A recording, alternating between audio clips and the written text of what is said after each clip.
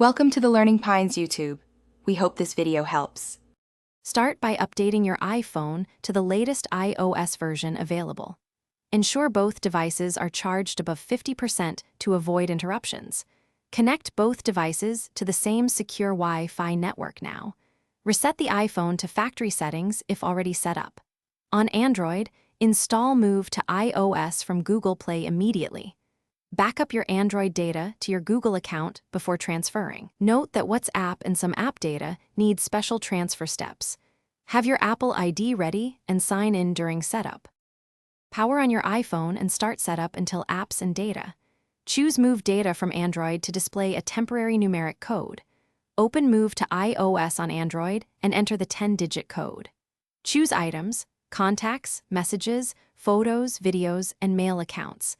Keep both devices unlocked and keep the Move to iOS app foregrounded.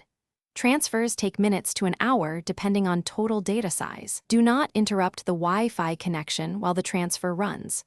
When transfer completes, continue iPhone setup and verify content appears.